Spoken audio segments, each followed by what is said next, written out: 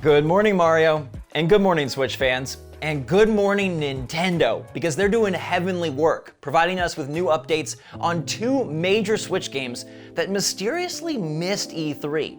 But they're still coming, so this is going to be a fun one to discuss with all you fans. Plus, a new Switch game is getting added to the cloud, and soon. And now this cloud, it's growing. No longer just a rain cloud, it's a full-on storm cloud. And I'm curious if you guys are interested. And I've been seeing this strange thing brewing, accusing Nintendo of overcharging for one of their brand new Switch games.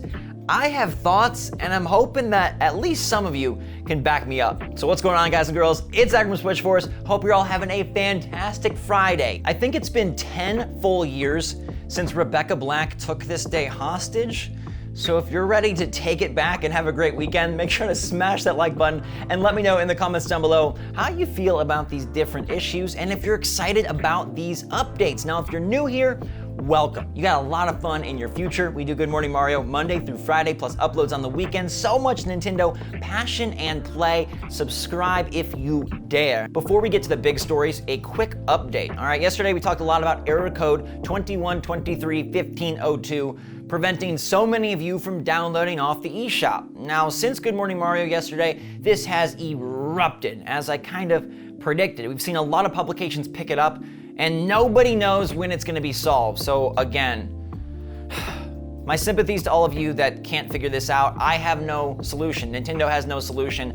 Hopefully something shows up soon, but I think the fact that it's getting pushed around the internet and Forbes even covered it, that bodes well. Nintendo, they probably need to take action. Now, Focus Home Interactive is taking big action on the Switch, promising Plague Tale Requiem in 2022. That was announced at the Xbox conference, and hey, it's also coming to Switch via the cloud. But they weren't content with just one title up in that big old cumulus. They want one more, which is Plague Tale Innocence, coming on July 6th. That's the first game, and I need to play the whole thing. So I'm very excited to see how it runs and performs on Switch. The cloud, it's becoming like a substantial part of the Switch library. Guardians of the Galaxy is promised for the cloud. We already have Control, Hitman 3, and I highly advise you guys to go grab Control. It's free to just test out and see if the cloud works for you and your internet, because it feels like more and more games are going to start taking advantage of this. My experience is positive, but I'd love to know if you guys get excited when a game gets announced for the cloud, or if that's an instant no. Because I got some friends that are like, I'm not dealing with that whole online playing off a server thing, but how do you feel? Metroid Dread was one of the best announcements at all of E3, reviving a franchise that fans have been waiting for so long to come back. But I've seen some strange posts begin to emerge, accusing Nintendo of overcharging for this game. They're saying that $60 is way too much for a Metroidvania. I've seen some posts go as far as to say that this is an indie game, which that is downright insulting. I need you guys to let me know how you all feel in the comments, but you got people saying that the graphics aren't that great, that other games in the genre cost far less, that Nintendo, they would charge full price for anything. And to me, these arguments are all BS. I mean, first off, Nintendo is charging $50 for WarioWare Get It Together, but outside of that, look, there always are gonna be indie games and big AAA, huge publisher games. There are shooters that cost $20 and shooters that cost $60. Mind you, there is a $70 shooter that is multiplayer only. Battlefield 2042 says hello. We don't know the size, the length, the other modes in Metroid Dread, but I have faith that Nintendo will deliver on their promise of the first new Metroid in forever. This game, to me, looks great. And I don't think you can say just because it's 2D and just because it's a Metroidvania, it ain't worth a lot. Remember, back in the day, every game was 2D, full price or not, and it's really hard to assess value when we've seen so little. Thankfully, hardcore Nintendo fans aren't buying this at all. What they are buying is Metroid Dread, because it was the #1 selling game on Amazon recently, proving that, hey, this character and this style of gameplay has power. I think a lot of people get frustrated that Nintendo has a lot of momentum, they've got a lot of fans that go crazy, and their games don't fall into the perfect cube of open world, multiplayer, games as a service shooter. And when you see something that you're not familiar with, it's easy to just poo-poo it and say, that looks like an indie game. Well, I am betting that Metroid Dread is going to be pretty darn awesome, but let me know how you feel. Is $60 too much for a Metroidvania, even if this is like the reason there is Metroidvania? I mean, regardless, Nintendo is never going to undervalue one of its major IP. They just don't do that. There's no way they're going to come in and charge $40 for a brand new Switch game that'll be positioned as one of their big holiday hits. Let's get to some updates. The E3 Direct was an eclectic show with a lot of value, but certain titles were just not there. And some have easy explanations, like Metroid Prime 4, it's nowhere near ready. But what about Bayonetta 3? This is a game that was announced years and years ago, and nobody's really said anything. Well, Kamiya got really angry at fans and yelled at them on Twitter, but Nintendo was a lot nicer today, and kudos to Nintendo. I like that they're paying attention to their fan bases. They're listening to the chatter out there and making sure that they address it. They could have easily given a no comment or diverted attention to some of their other E3 announcements, but they're giving us updates, detailing that yes, the game definitely does still exist. And Bill Trennan, great guy, said, "I will even go one further and say not only does it exist, but it's progressing well.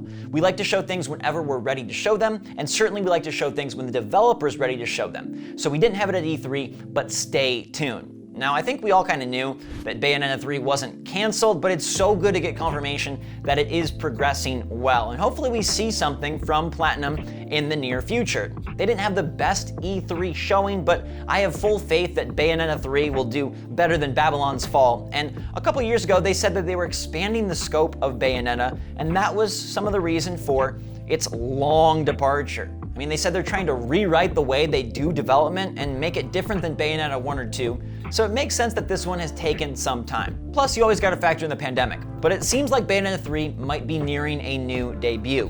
Now, the other side of the coin is, man, Nintendo should not have shown this thing off so early, but I think they've learned their lesson because recently they've kept their games very contained. Announced, and then it's here, although Breath of the Wild 2 is bucking that trend. Who knows when that game will come out? Which comes first, Bayonetta 3, Zelda Breath of the Wild 2? Let me know in the comments down below. I'm just glad that we got an update because I know a lot of people are excited for it, and it sucks when the game that you love most just gets nothing. And Animal Crossing fans know that very well in 2021. That game, it skyrocketed last year, and it has sort of skidded to a halt. Many players were hoping for a big DLC, or at least a new update, but they didn't mention this huge seller whatsoever. Thankfully, Doug Bowser says, while we didn't talk about it during the E3 Nintendo Direct, we absolutely have plans going forward to ensure the 33 million people who have islands out there have new and fun activities to engage with. Look for more to come. And to me, that says, hey, there are substantial updates in the future, because new and fun activities sounds like more than just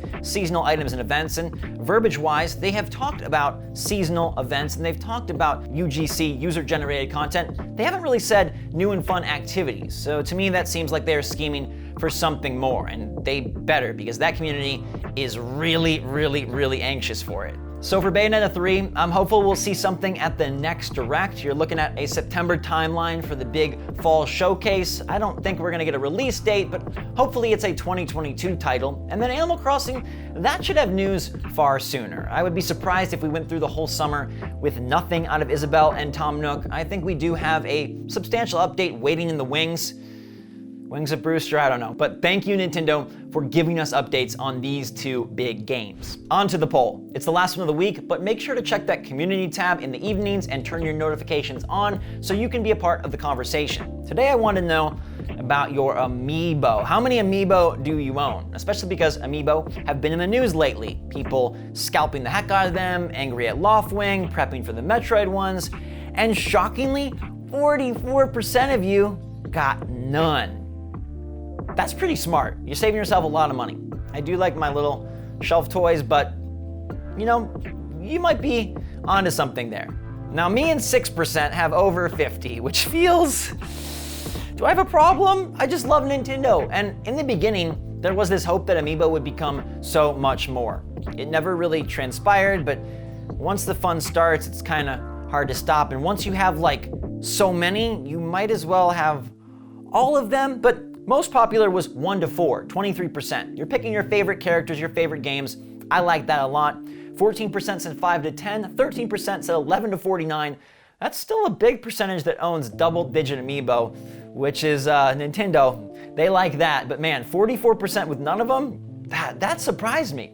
And some days, all your amazing support surprises me. Thank you so very much for being a part of Good Morning Mario and helping me do what I love to do. This show is my baby, and I'm so glad that we get to enjoy it together. So make sure to have an amazing weekend. I love you guys a lot. Stay safe, stay healthy, stay happy, stay positive out there. And until next time, take that weekend back from Rebecca Black. SwitchForce, out.